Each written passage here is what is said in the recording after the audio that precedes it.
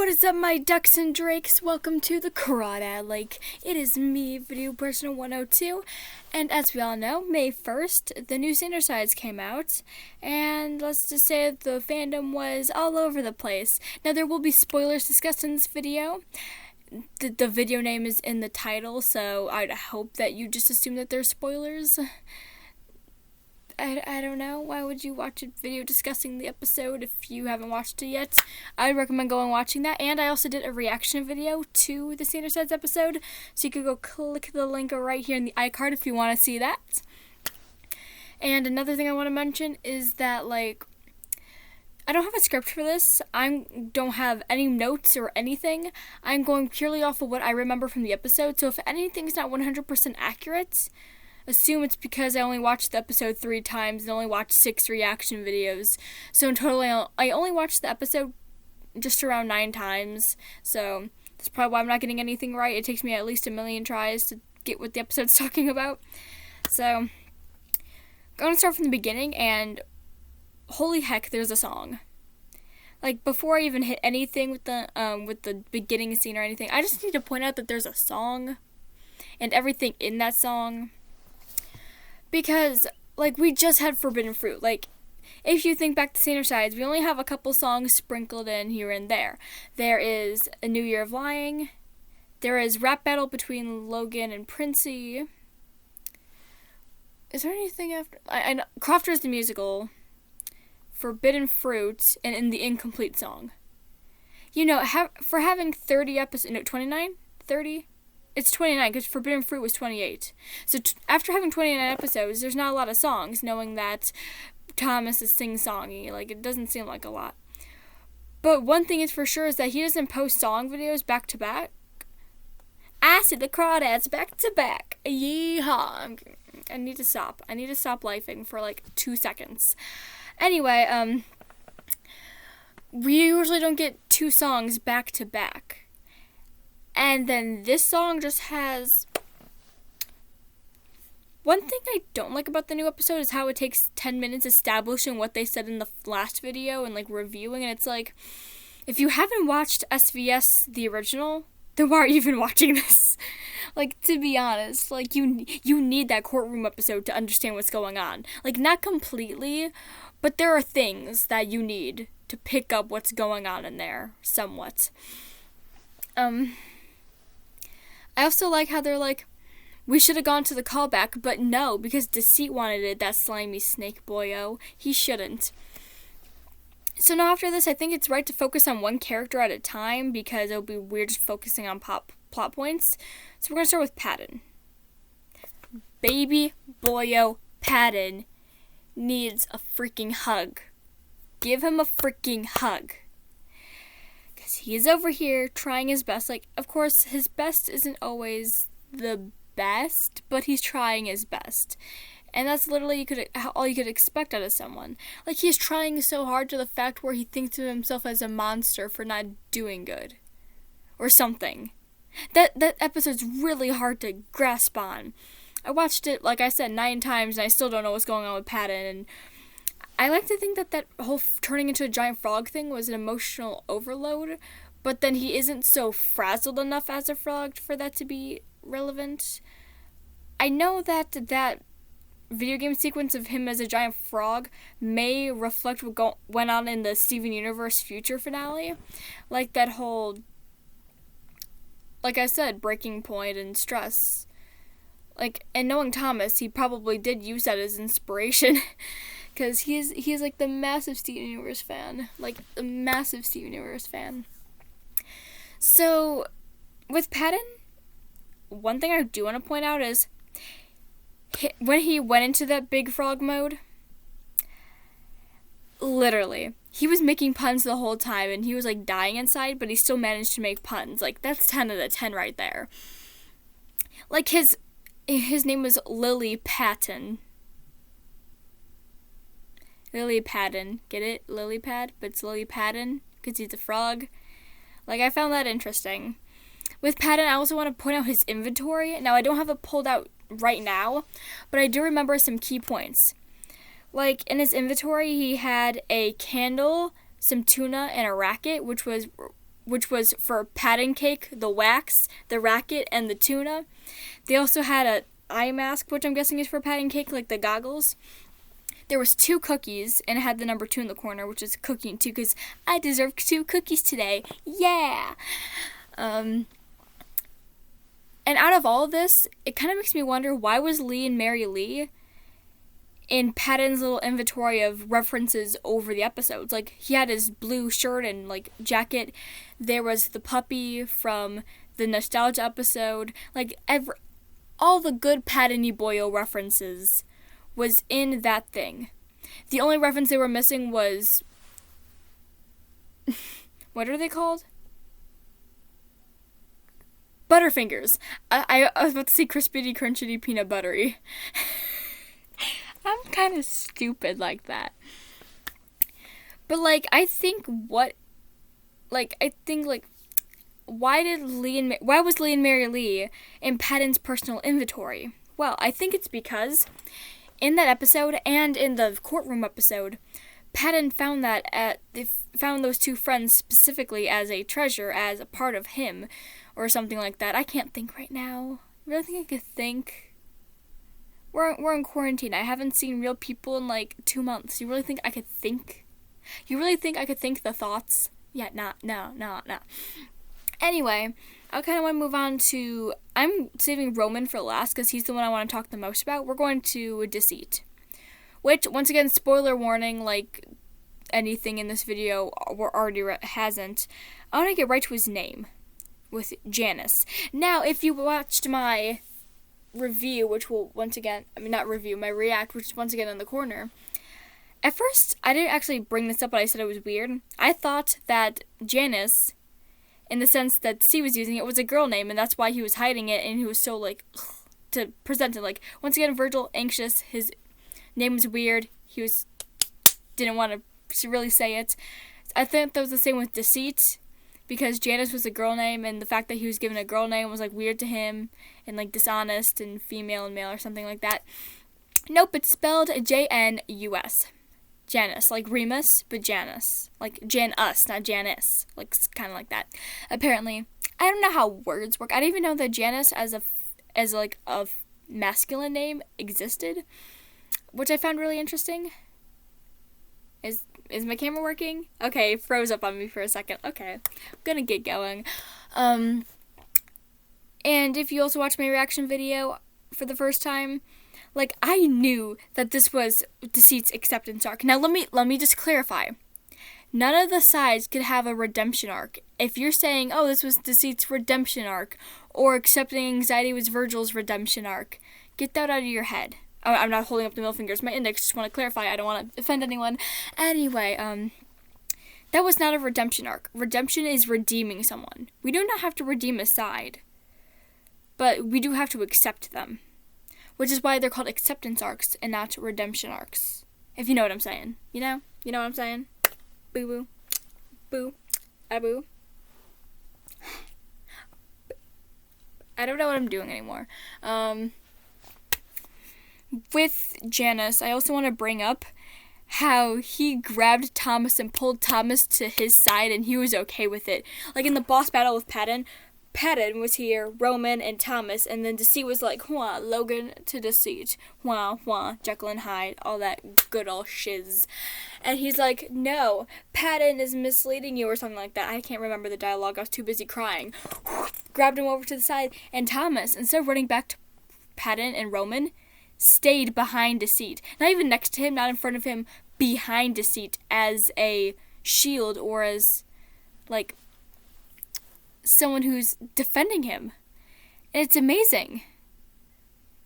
I kind of don't like how quickly we got Deceit's acceptance arc, because we went from in the last episode him being the bane of everyone's existence to being everyone's favorite character. Well, he always kind of was everyone's favorite character because he is the misunderstood dark side, just like Virgil was at one point. But with Deceit in this episode, it just went a little too fast. Like, maybe if there was some indication of an acceptance arc at the end of SVS, the original, because I just needed more than one episode where he showed up for maybe 10 to 20 minutes to get that he was going from dark to light. Because even when he first appeared, he was defending Thomas in better than Patton at that point. Of course, Patton didn't mean it, but of course, deceit is deceit. I know I have more thoughts on deceit. I guess I'll get back to him now. Thomas. I'm kind of skimming over Logan because, to be honest, I think at some point Logan was the little box at the bottom, but then at some point switched out with deceit. So I can't really say much about Logan because we don't really know when he was there and when he wasn't, but I do know that I couldn't tell the difference between Logan and deceit. That's the main thing right there. Like, except for when he screamed enough. Wait, no, that wouldn't make sense. Never mind. Okay, never mind. Because, I was about to say, instead of saying enough, he would have said falsehood, but then I'm like, oh wait, falsehood wouldn't make sense in that thing. Okay, I'm gonna stop showing you guys my nasty bookshelf and, like, maybe my background that I've made. Okay. Yay. Okay. Now I'm going to move on to Roman, because I actually don't know what to think with Roman, but I'm going to try to logic my way through this. So, looking back to past episodes, Roman has been emotionally unstable for a long time. Like, starting with why do we get out of bed in the morning, which I call logic versus passion, just because, like, it's less of a mouthful. With that, he was, like, pushed to the side. Like, he was only given 0.5% of the day to work, which is about 10 minutes or less, which I can't math, so, look, I know. But, like, he was giving more time for dental hygiene than creating. So, of course, that's going to knock Roman down. Plus, there's the fact that in the puzzle song, not the puzzle song, but the puzzle episode, Learning New Things About Ourselves, we found out the only reason Roman was, like, not being so Roman-y was because everything he did was critiqued so hard by Logan. And Logan didn't even apologize. He was just, like, accepting Roman's apology. And, like, Roman, of course, did stuff wrong in the episode, but he barely did anything wrong compared to how much Logan was shutting him down. Then we move on to SVS. And he is so done.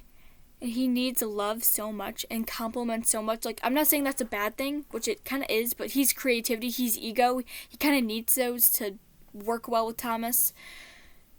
The only person that was actually, like, showing that they love him was Deceit. And then he learned after that, obviously, that he was just doing that to manipulate him, which he found was false in the next episode. Well, the next episode of SVS. Then in the next episode, he was being, once again, shut out. He was so desperate to learn what was going on the night before, why everyone was so distraught. But they kept him out, and then all of a sudden, black. He was knocked out by his own brother. Well, brother. We could go into that discussion later. Anyway, moving on. Then he was woken up, and he had a realization. We don't even know what that realization is. His head hurt a little bit, but we didn't get to know enough about Roman. And then Logan was like, well, guess Roman's not important. The real thing is if Thomas is okay. It's like, you freaking realize that Roman is a part of Thomas, and by helping him, you help Thomas. That's the thing. In these episodes, they've been focusing more on Thomas, which is not bad. But once you focus on a side, it helps Thomas. Because the side is a part of Thomas. So you help them, you, like, help Thomas.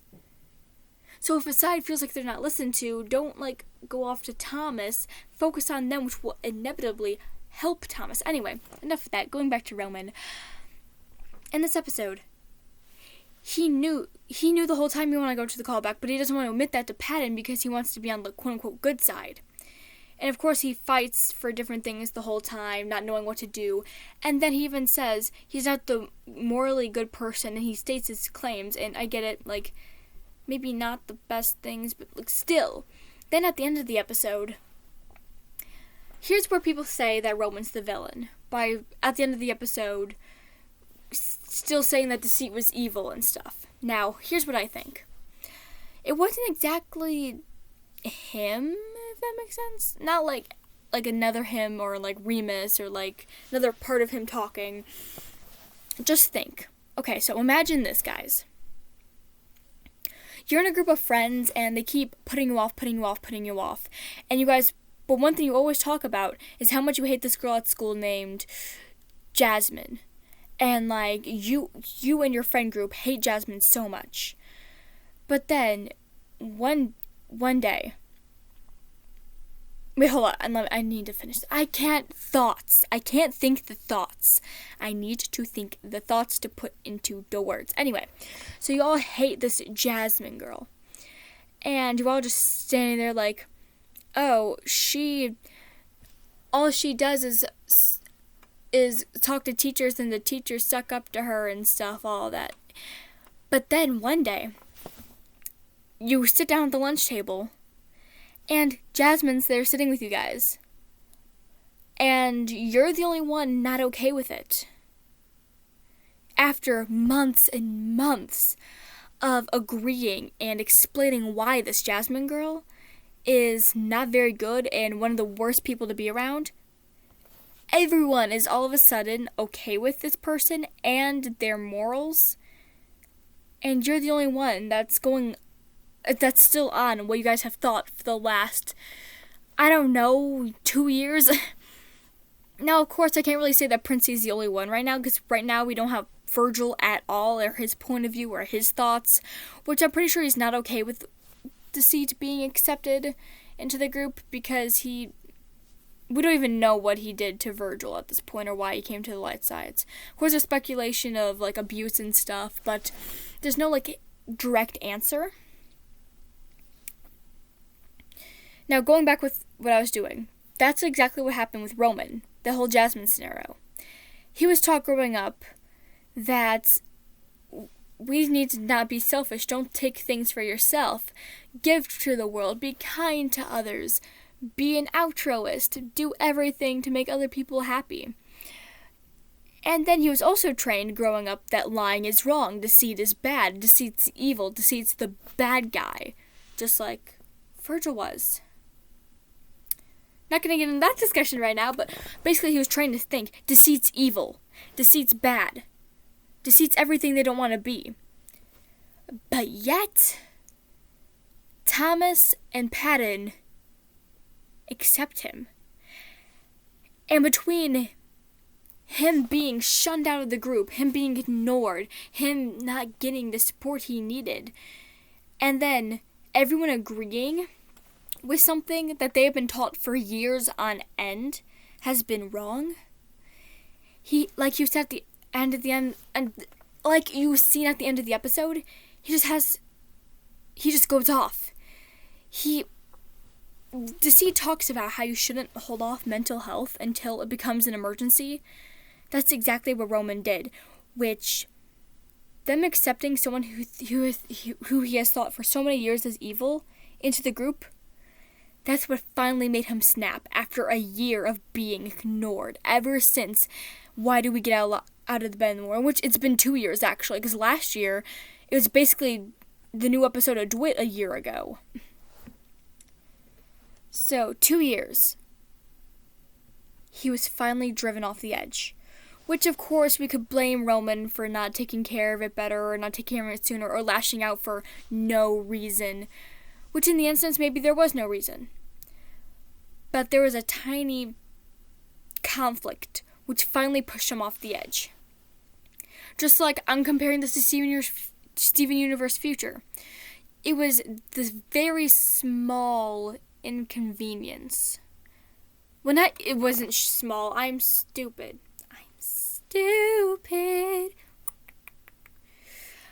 It was the happenstance of seeing himself as a diamond, which pushed him off the edge.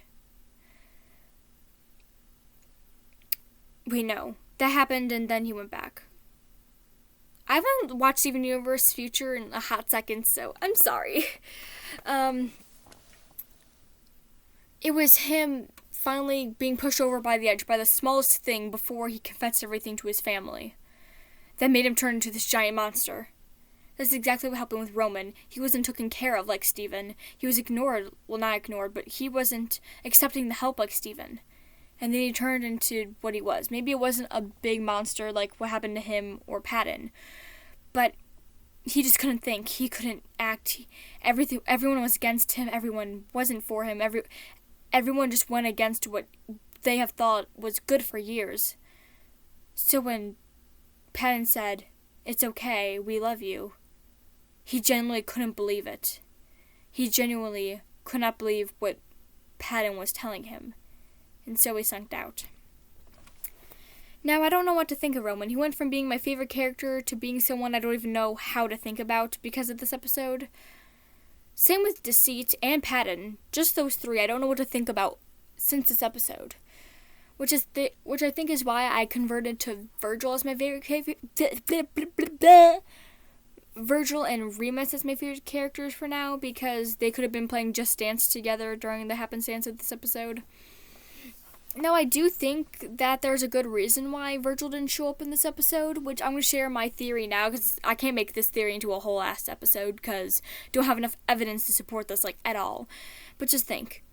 SVS, he was anxious AF, because not only wanted Deceit there, but then everyone was so close to siding with Deceit, and between him and Patton, okay. In Intrusive Thoughts, we've realized that Virgil and Patton were both the people who pushed Thomas over the edge. Who's not to say that they weren't the same people who did it for SVS? We all know that Patton wanted to go to wedding because it was the most moral thing to do at that point. But because it was Patton was good, Virgil went along with that, making that anxiety to go. And then Intrusive Thoughts. Of course, Virgil had to go through the Intrusive Thoughts, and all throughout the episode, he couldn't stand to look more and more at Thomas. As you see, he started off the episode staring directly into Thomas's eyes, slightly telling him off. But as the episode went on, at the end of the episode, he couldn't even look at Thomas. He looked down, he glanced up, and he immediately looked down after shaking. So after being through this, anxiety crisis, I don't even know what that means. I can't think. After going through all this anxiety, and then being at the wedding when he knew that he wanted to go to the callback but didn't want to admit it because that's what Deceit wanted, he just stayed in his room. He didn't want to leave. He never wanted to leave his room after that. Or, some theories speculate, he was at the top of the stairs, just watching and waiting for a good time to come in, but then Deceit came in. And then they accepted him, and that made him feel iffy. And even if he was in his room, he had to find out at some point that Janice was accepted into the group. Or at least somewhat. At least they listen to him slightly now, which probably makes Virgil very uncomfortable. So that's why he hid into his room, and that's why Virgil didn't show up in the end card, because he knew that Janice was accepted and didn't want to show face because he was too Now, that is it for today's video. I know I have more thoughts. I will sprinkle them into videos as we go along the days. Gasp, sigh, faints. Sandersides will continue to be dramatic. For better or for worse. Which Sandersides never meant to be this way. But anyway, thank you all for watching. If you want, you could donate to Hope from Home in the description below. You could follow any social media platform I have, which I have, I think, way too many, in the description below. I have my Twitter, which you can follow for more important updates. My Twitter is my main way to communicate with you guys. So if you want to get stuff from me, follow my Twitter. That's the number one thing I suggest following. And, like always, my little drucks. I said drunks. Drunk, but drucks? Duck and drink combined? Ugh, I can't talk. Okay, my crawdad lake, my ducks and drakes. That is the end of today's video. I can't English. And, like always, do your best.